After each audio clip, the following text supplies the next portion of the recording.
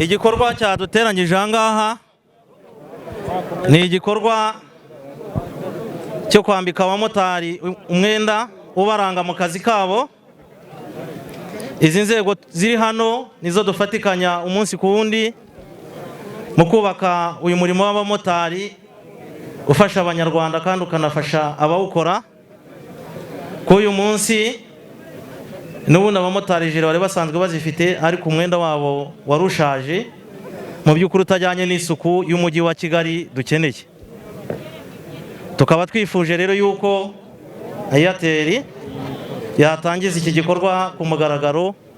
Hari n'inzego zidushinzwe mu makoperative mu kuduha uruhushya rwo gutwara moto rura.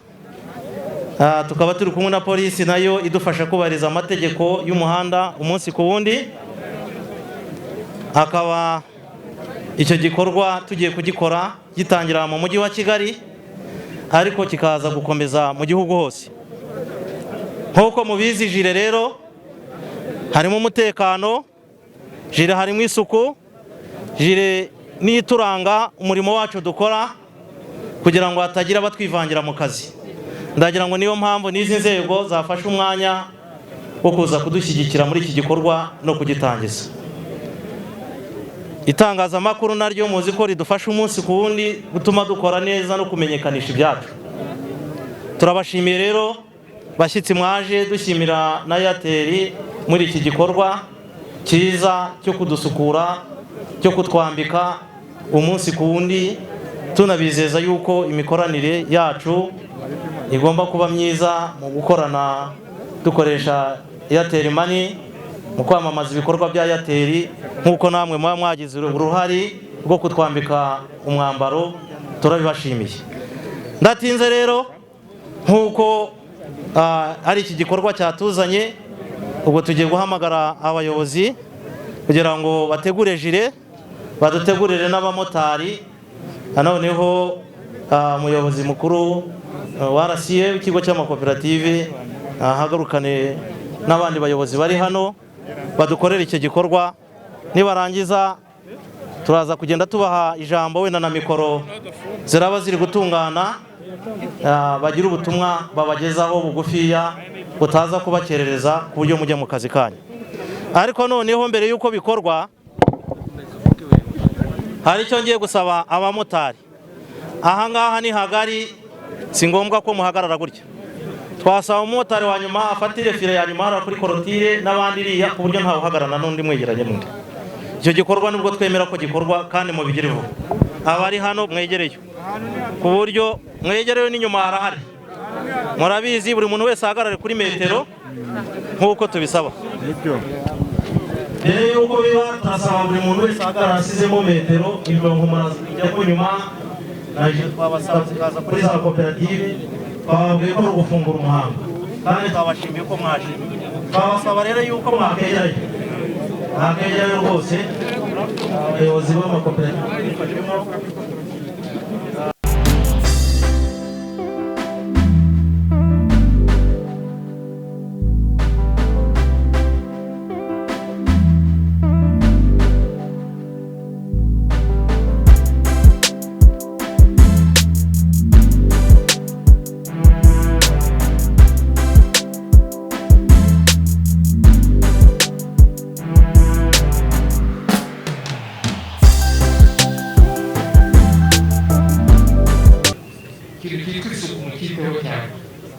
kubahiriza amategeko kayirangara bigarukaho, mugende neza mu muhanda.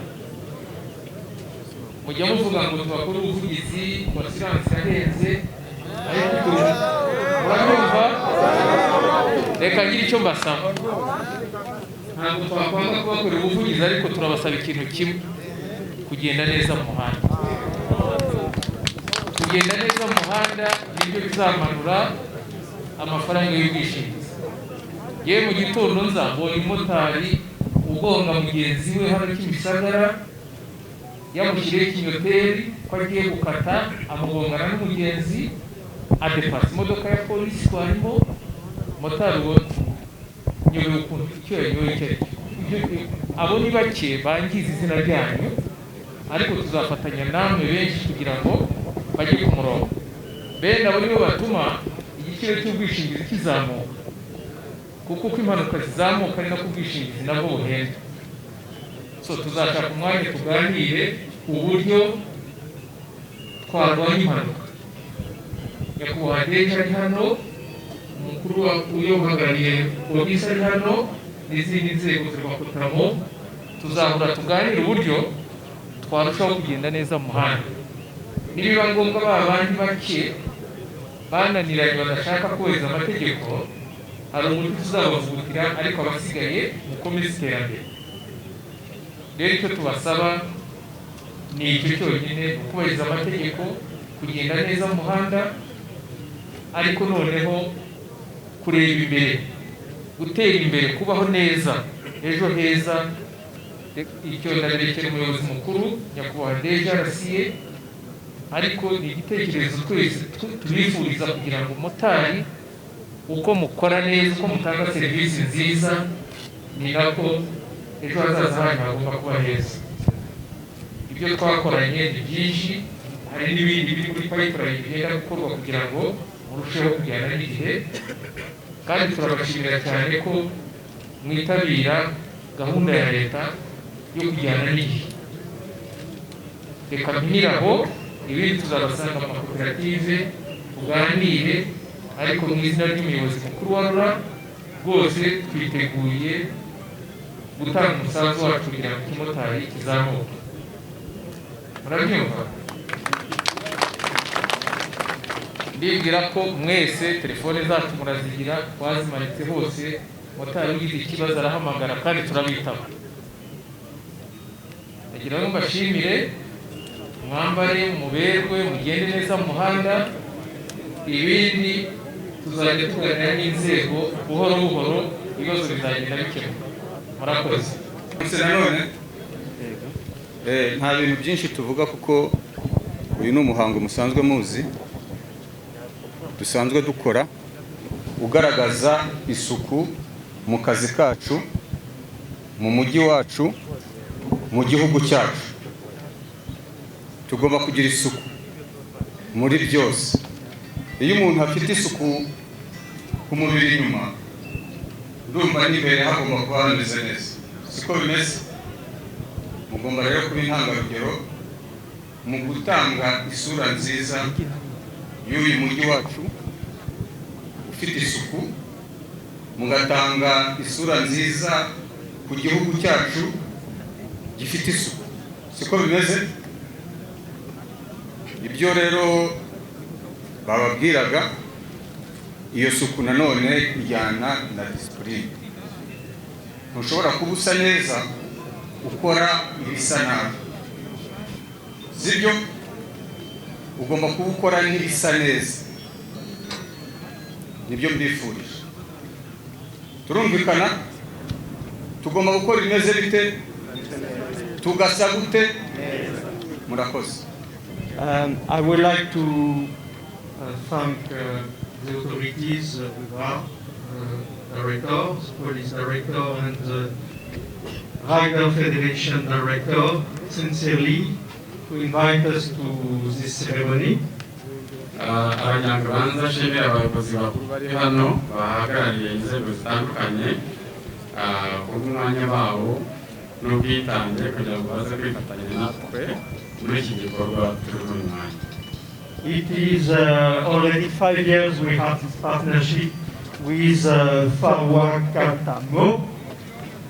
Imyaka 5 yatambutse dufite ubufatanye na Farwa Katamo kandi arabyishimiye cyane. And today demonstration is further shows that we want to strengthen this partnership, which is very important for Airtel, but maybe also, and I hope, for your association. Icyatuzanye uyu munsi ni ukugaragaza yuko tugiye kongeramo imbaraga nyinshi mu bufatanye dusangwa dufitanye. So biraza kugenda neza kuri izo bijyanye. I came in Kigali only 3 months ago, and I have been very impressed by the organization of the city. It It is very clean, very organized, and I would like really to congratulate all the authorities here for what you have done, sincerely, because what you have done is very great, and also all of you who follow the rules and who are very disciplined. This is, I think, for your country, a very important step and a very important example you give to Africa. uwamezi atatu arashize ageze mu Rwanda. I think it's very important also for the security because it is very visible and I hope it will participate to reduce the number of accidents. Iyi je twambaye hano ntabwo akamaro kayo ari no kugira isuku gusa, ahubwo ni n'umutekano mu kazi mukora kugira ngo buri muntu wese amenye icyo arimo gukora abikubahire. No umutekano mu kazi. Red is a very good color, it is a strong color, it is a visible color, and today, or since 5 years, it's also the color of the rider team, and I'm very proud of that. Ibara ry'umutuku ni ibara ryiza rikomeye rigaragara igihe cyose, kandi namwe muri iyi myaka 5 ishize ndakeka muryiyumvamo kandi muribona ko ari ibara ryiza rikomeye. But red is also the color of Airtel. This is also the color of Airtel team. So Airtel team and rider team is now one team. Urumva rero umutuku ni n'ibara rya Airtel kamere. So kuba ari ibara rya Airtel team rero ikaba ari ibara ryanyu, urumva ko ari ubufatanye buhagije. Airtel is a very strong brand all across Africa. We have 14 countries where we are in, and neighbor countries like DRC, Zambia, Tanzania, Uganda, Kenya. Airtel ni ikigo gikomeye cyane cyane muri Afrika. Dukora mu bihugu birenga 14 muri Afrika. Ngira ngo bimwe muri byavuze byo murabyumvise nka Tanzania, Congo n'ibindi hirya no hino. And we would like to make more effort in Rwanda because I think Airtel is not present enough in Rwanda, and we would like you to be sort of our ambassador. Akigera hano mu Rwanda yabonye Airtel itagaragara cyane nk'uko igaragara mu bindi bihugu. Niho agiye gushyira imbaraga namwe mukatubera abambasaderi kuko agiye kubikoraho neza. Since 1 month, you can accept with any Airtel SIM card, if you register, payment for free. There is no commission, no fees. You can receive the payment for free. Mu kwezi kumwe gushize icyo yahereyeho ufite simukadi ya Airtel ubungubu umuntu uwo ari we wese yakwishyura nawe ukishyura ushaka nta kiguzi kiriho n'ubuntu. And if you register as an agent, you can resell the money with 7.5% commission. So you receive the money from the customer and you can resell the airtime with 7.5% commission. This could be a good additional business for you. N'ikindi yazanye muri iki gihe ni uko nk'umukiriya aramutse akwishyura amafaranga kuri Airtel Money, ayo mafaranga ufite kuri Airtel Money ushaka kuyagurisha nk'amayinite ku mukiriya ukabona inyungu yarenga ibice 5 kuri ayo mafaranga ugurishije umukiriya. Ibyo ntibyari bihari. Nubwo rero amafaranga ari kuri Airtel Money ubu ufite ibintu byinshi bitandukanye wayakoresha nawe ukabonamo inyungu yarenga ibice 5. Last but not least, you can transfer also the money between everybody who has Airtel for free. Icyanyuma ariko atari cyo giheruka burundu ni uko guhererekanya amafaranga hagati yanyu ari ubuntu uha amafaranga mugenzi wawe. Murumva rero ko ari ibintu byiza. I would like again to thank the authority for this opportunity to invite us. The authority says that Kigali is a smart city, Rwanda is a smart country. Airtel wants to be a smart network, so be smart and safe and ride safely, please. Aragira ngo asoze ashimira abayobozi bakuru bari hano babivuzeho yuko umujyi wacu n'igihugu bikeye dufite umucyo uhagije. na Airtel rero ni ikigo gifite network nziza ikeye. Ubwo rero Airtel ifatanye kandi igere inshingano mu iterambere ry'igihugu cyacu gikeye. Thank you. Murakoze cyane. Nitwa Ngarambe Daniel, nkaba ndi umuyobozi w'impuzamahuriro y'abatwara moto mu Rwanda. Ahangaha hari abamotari ariko bavuye aha bafite ibyishimo, nkawe nk'ubahagarariye wowe uriyumva ute, nawe byakugezeho? Ibyishimo byangezeho kuko abamotari iyo bafite umwambaro usa neza n'ubatega kuri moto mu by'ukuri agenda yishimye kuko wa mumotari afite isuku. Rero wa mwambaro wa jire rero buriya usobanuye byinshi mu kazi, harimo umutekano, ugaragaza wa mumotari utwaye jire ni umumotari. Iyo umuntu rero agiye kuri moto yizeye umutekano w'umutwaye burya agenda yishimye. Rero byadushimishije kimwe nuko byashimisha abamotari. Izi jire bahawe izindi baherukaga kuzihabwa ryari? Ndagira ngo jire bahawe buri mezi 6 buri mumotari agomba gusimburirwa jire, ariko biba byararenzeho byagira nko mu mwaka kubera ibi bihe turi mwazemo iminsi byo abantu kutabona uburyo tuzibaha, nibwo rero twari dufunguye gahunda yo gutangira kuzibaha. Mu myaka 5 y'imikoranire bamaze kuzihabwa kangahe? Imikoranire dufite ni imyaka 3 dufitanye n'amasezerano, ariko yiyongereye kuko imyaka 3 ya mbere yarashize hiyongeraho indi 3. Rero bagiye bazahabwa inshuro nyinshi kuko Airtel ni twambika. Mu mikoranire na Airtel ubuzima bw'umumotari bumaze guhinduka gute? Mikoranire ya Airtel nuko itera inkunga ari Ferwakotamu, umumotari akabona jire ku buntu, kandi bakabashyiraho gahunda z'uburyo umumotari agiye kujya yishyurirwa kuri telefone ntagira amafaranga akatwa. Urumva ko ni igikorwa cyiza cyo kwishimira, kiza gutuma ari umugenzi yishyura umumotari nta mafaranga aza gukatwa, ari n'umumotari nawe ntagira amafaranga aza gukatwa. Urumva ko biraza kudufasha mu buryo bwo gukoresha ikoranabuhanga, uburyo umumotari mu by'ukuri bitamugora kuri yakatwaga yakatwaga bamwishyuye. Hari abamotari batashye batishimye kubera ko igikorwa cyari cyateganyije kitagenze neza. Ni iki wababwira kugira ngo yenda ibikorwa bikomeze nk'uko mwabibasobanurira yenda bagenda batanyuzwa? Ndagira ngo abamotari jire zirahari, ariko kuri ibihe turimo byo kurwanya COVID-19 murabizi yuko abantu no guhanana intera, ariko abamotari bo bumvishije jire kuko twari twagerageje gutumira amakoperative makeya n'abandi bazira, bituma rero baba benshi. Biba ngombwa ko tufata icyemezo cy'uko bazazifatira kuri za koperative zabo kugira ngo turusheho kubahiriza amabwiriza. Rero twabasaba kugira ngo bihangane, icyabiteye ibi bihe turi kurwana nabyo bitoroshye, bisaba ko buri muntu wese agomba kugiramo uruhari. Rero urumva ko bahagaze mu bucucike, ntabwo abantu bari kubyemera ko baguma bahagarara gutyo, kandi twese umusanzu turi gutanga ari ukurwanya iki cyorezo dushyiramo intera. Rero tuzazibashyira kuri za koperative zabo, dutumire bake bake ku buryo mu by'ukuri nta muntu uzajya wahurira n'undi. Hari icyo abamotari bagaragaza, bamaze iminsi bagaragaza cyo kuba bagiye mu imwe gusa gasaza n'ubundi gasanga ntabwo imumara igihe kinini. Kuri inshuro bari gutanga imwe gusa, ese biri kubera muri Kigali gusa cyane mu gihugu hose? Ndagira ngo byafunguwe mu gihugu hose, byafunguriwe i Kigali, ariko tujye gukomeza mu gihugu hose kwambika abamotari ku buryo buri mumotari wese agomba kugira imyambaro 2 mu by'ukuri akagira uwasimbuza undi yasuku tuvuga mu by'ukuri tukayimubaza, ariko nawe twanamuhaye n'ibyo asabwa kugira ngo ayigire. Mwaba muzi nk'umubare nyirizina wa jire ziri butangwe muri iyi gahunda? Muri gahunda nuko abamotari bose dufite bagomba kwambara jire, byatangiwe ariko zigiye kujya ku makoperative ku buryo umumotari wese uri aha muri Kigali agomba kuba afite umwambaro mushya. Ariko Kigali wundi umubare w'abamotari nk'abandi 26,000 buri wese agomba kubona, agomba kuba afite jire.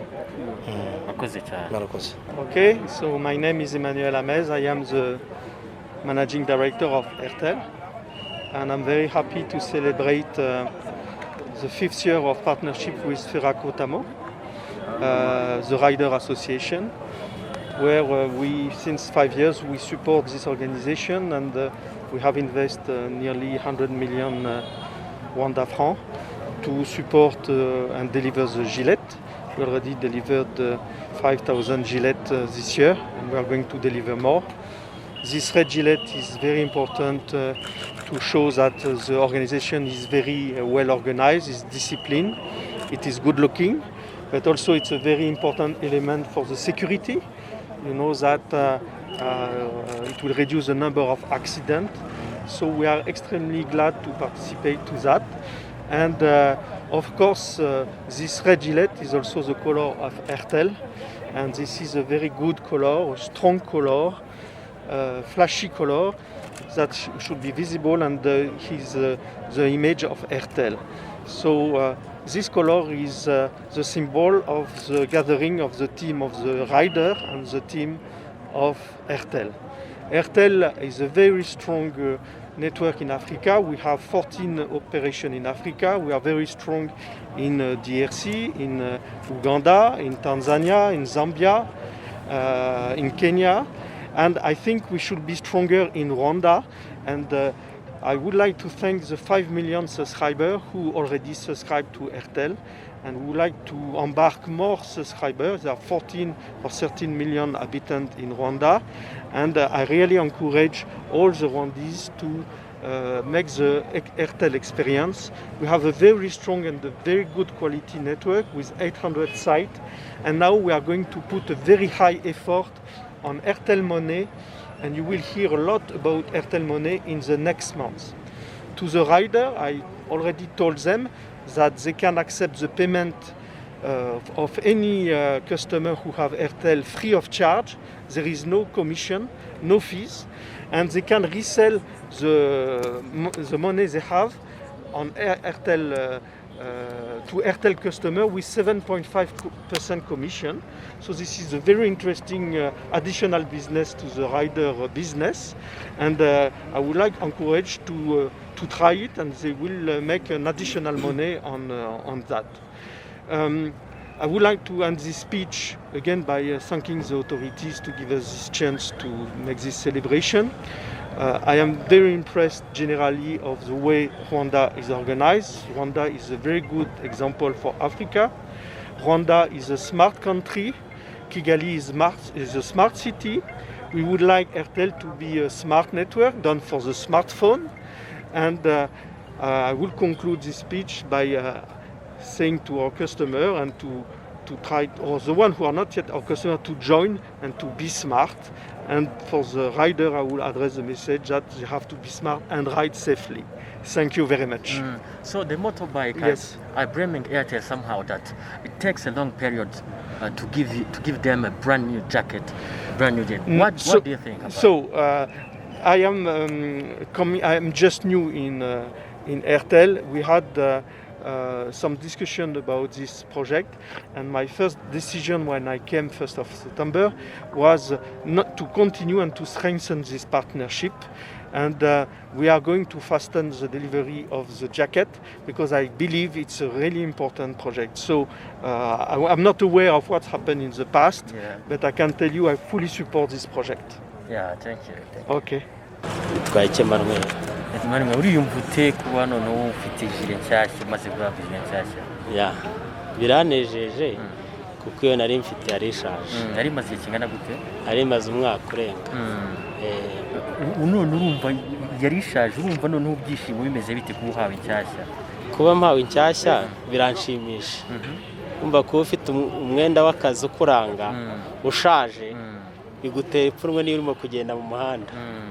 Ariko ubu ngubu ndishimye kuko mfite umwambaro mushyashya. Nta kibazo, urabona ko ufite imifuka, nta kibazo kirimo.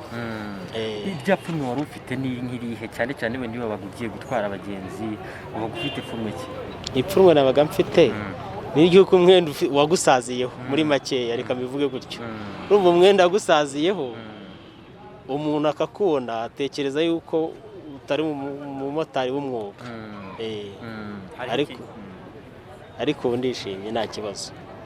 Hari ikintu cy'uko bagiye kubakuraho ikiguzi cyo koherezanya amafaranga. Niba umukiriya agiye kwishyura ugakoresha simukadi ya Airtel nta kiguzi bashyizeho. Urumva byo bigiye kubafasha iki mu kazi kanyu? Urumva iyo nta kiguzi birasobanuye ngo niba madamu wari kumuhereza amafaranga bakagukata birakoroheye. Tubwire nk'imbamutima zawe kuba uri umumotari, hari sosiyete murimo, hari ishyirahamwe murimo, kuba uri umumotari mukorana na Airtel, n'izihe mbamutima wumva ufite? Kuba dukorana na sosiyete ya Airtel itwambika tunakoresha amayinite yayo, urumva njye numva binejeje.